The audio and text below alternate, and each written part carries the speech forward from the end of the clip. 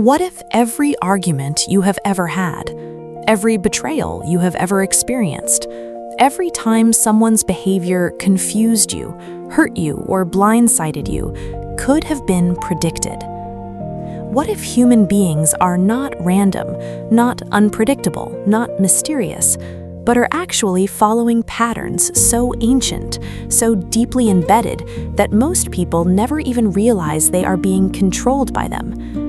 What if the key to understanding every relationship, every conflict, every success and failure in your life comes down to understanding a single subject most people ignore entirely: human nature?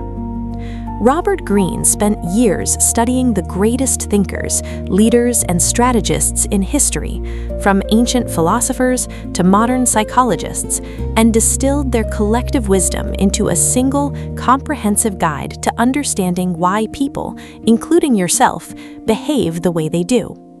Welcome to Book Essence, where we unlock the essence of every book, so you get the wisdom without spending weeks reading. Today we are breaking down The Laws of Human Nature by Robert Greene, one of the most ambitious, deeply researched, and practically powerful books ever written about the human mind. Let us unlock it. Greene opens with a law that most people will resist hearing, because accepting it requires admitting something deeply uncomfortable about yourself. You are not as rational as you believe. None of us are. We all walk through life with a profound confidence in our own logic, our own judgment, our own ability to see things clearly. And yet, most of our decisions, most of our reactions, most of the choices that shape our entire lives are driven not by reason, but by emotion. Greene calls this the law of irrationality. We do not think first and feel second. We feel first, instantly, automatically, unconsciously, and then we construct rational-sounding explanations for the decision our emotions already made. We tell ourselves stories, we build logical arguments, we point to evidence that supports what we already want to believe, and we are almost never aware that we are doing it. This is not a flaw in some people. This is a feature of all human minds, every single one. Greene argues that the first step toward mastering human nature, including your own, is accepting this truth without resistance. The goal is not to eliminate emotion. That is impossible and undesirable. Emotions carry wisdom that pure logic cannot. The goal is to create a gap, a small but critical gap between the moment you feel something and the moment you act on it. In that gap lives your power. The ability to observe your own emotions without being controlled by them, to feel anger without acting from anger, to feel fear without deciding from fear, is the single most important skill you can develop. Greene calls this becoming the rational human, not someone without emotions, but someone who is no longer their prisoner. This is perhaps the most relevant law for the world we live in today. Every human being exists on a spectrum of narcissism. Greene is not talking about the clinical disorder, the extreme version that most people associate with the word narcissist. He is talking about the deep, universal human tendency to see the world through the lens of ourselves, our needs, our feelings, our perspective, our validation. We are all, to varying degrees, the center of our own universe. The question is not whether you are narcissistic. You are. So is everyone. The question is, what type of narcissist are you? Greene identifies two categories. The deep narcissist has very little genuine empathy. They view other people primarily as tools, sources of attention, validation, and service. When they appear caring or generous, it is almost always strategic, a performance designed to maintain their image and their supply of admiration. The functional narcissist also has a strong sense of self, but has developed the capacity to genuinely direct attention outward. They can listen, they can empathize, they can see the world through another person's eyes, not perfectly, but meaningfully. Greene argues that developing this outward-directed empathy is one of the most important things you can do, not just for your relationships, but for your ability to read people accurately. The person who can step outside their own perspective, who can genuinely see through another person's eyes, has an enormous strategic and emotional advantage over someone locked inside their own viewpoint. Most people never develop this skill, not because they are bad people, but because no one ever told them it was a skill at all. Here's a law that will change how you observe every person you interact with, once you understand it. People are performing, constantly, automatically, unconsciously. Greene calls this the law of role-playing, and it's based on a simple but powerful truth. Every human being wears a mask, not out of malice, not even out of conscious deception, but because social life requires it. From childhood, we learn to present ourselves in ways that earn approval, avoid punishment, and create social safety. We learn which emotions are acceptable to show and which must be hidden. We learn which parts of ourselves are rewarded and which are rejected. Over time, this performance becomes so automatic that most people forget they are performing at all. They mistake the mask for their real face. Greene argues that the ability to see behind the mask, to read the microexpressions, the body language, the tone of voice, the contradiction between what someone says and what someone does, is one of the most valuable skills in navigating human relationships. He identifies several key signals. When someone's words and body language contradict, trust the body. The body is harder to control. When someone suddenly becomes overly generous or attentive, ask what they might want from you. Genuine warmth builds gradually. Strategic warmth appears suddenly. When someone presents themselves as having no dark side, no selfishness, no anger, be cautious. Every human has these qualities. A person who hides them completely is performing more carefully than most, not less. The goal here is not cynicism, it's clarity. Understanding that people perform doesn't mean everyone is lying. It means that the surface is never the whole story, and the person who sees only the surface will be surprised again and again.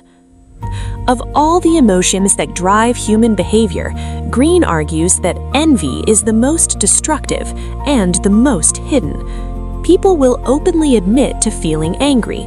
They will discuss their fears. They will share their sadness. Almost no one will admit to feeling envious. And that's exactly what makes envy so dangerous. It operates in darkness, disguised as something else entirely. Greene describes the mechanics of envy carefully. Envy is not triggered by people who are vastly different from you. You do not envy a billionaire unless you move in circles where that comparison feels real. Envy is triggered by people who are close to you, in status, in background, in circumstance, who have achieved something that you feel you deserve equally or more. A colleague who receives the promotion you wanted, a friend whose life seems easier, luckier, more successful, a sibling who appears to have more of whatever you feel you lack. The closer the comparison, the more intense the envy. And here's the most dangerous part. Envy rarely announces itself as envy. It disguises itself as criticism, as moral judgment, as concern, as a sudden, seemingly rational coolness towards someone who has done nothing wrong. Greene warns that the envious person will often sabotage, undermine, or distance themselves from the person they envy, without once acknowledging the real reason. Because to acknowledge envy would be to acknowledge a deficiency in themselves, and the ego will not permit that. The practical wisdom here is twofold. First, learn to recognize envy in yourself. When you feel a sudden, unexplained negativity towards someone who is succeeding, examine the feeling honestly before acting on it. Second, learn to recognize it in others. When someone who once supported you becomes suddenly critical, distant, or subtly hostile after your success, envy is the most likely explanation. Do not confront it directly. That will only increase the hostility. Instead, deflect it with modesty, share credit generously, and give the envious person room to save face. Humans are biologically wired to react to what is happening right now and to dramatically underweight what will happen in the future. Greene calls this the law of short-sightedness, and he argues it's responsible for more failures in leadership, business, and life than almost any other human tendency. We overreact to the current crisis. We underreact to the slow trend. We make decisions that feel urgent today, but create problems tomorrow. Greene offers historical examples of leaders who destroyed themselves by focusing only on the immediate, winning the current battle while losing the longer war. And he contrasts them with the rare individuals who possessed what he calls strategic foresight, the ability to look past the present moment, to see the second and third order consequences of their actions, and to make decisions that sacrifice short-term comfort for long-term positioning. This is extraordinarily difficult. Our brains are not naturally built for it. The present feels urgent and real. The future feels abstract and uncertain. But Greene argues that training yourself to think beyond the immediate, to ask not just what will this do now, but what will this lead to in 5 years, is one of the clearest separators between those who navigate life successfully and those who are constantly surprised by consequences they should have seen coming. Greene saves his most philosophical law for last, and it may be the most important one in the entire book. Every human being knows they are going to die, and almost every human being lives as though they do not. Greene calls this the law of death denial, and he argues that this denial is the invisible force that keeps most people living small, safe, and fundamentally unfulfilled lives. When you deny death, when you push it out of awareness and live as though you have unlimited time, you become complacent. You tolerate relationships that drain you. You stay in situations that no longer serve you. You postpone the things that matter most because there will always be more time. Greene argues that the solution is not to become obsessed with death, but to let the awareness of mortality sharpen everything. When you genuinely internalize that your time is finite, your priorities become clearer, your tolerance for meaningless activity drops dramatically, your urgency to create, connect, and contribute increases dramatically. The great figures of history that Greene studies throughout this book, the ones who lived with the most intensity, the most purpose, the most impact, almost universally had a heightened awareness of their own mortality. Not morbid, not anxious, but awake, fully, vividly awake to the reality that every day is a day they will never get back. Greene suggests a practice. Regularly, not obsessively, but deliberately, remind yourself that this life ends. Let that awareness enter your decision-making. You will find that it does not create fear. It creates clarity, the sharpest clarity you have ever felt. Let us bring together the greatest lessons from the laws of human nature. 1. The law of irrationality. You are not as rational as you believe. Your emotions drive most of your decisions. Create a gap between feeling and acting, and in that gap, find your power. 2. The law of narcissism. Everyone is on the narcissism spectrum. Develop the ability to direct your attention outward, to genuinely see through other people's eyes. This is not natural, it is a skill, and it must be practiced. 3. The law of role-playing. Everyone wears a mask. Learn to read behind it. Watch the body, not just the words. The surface is never the whole story.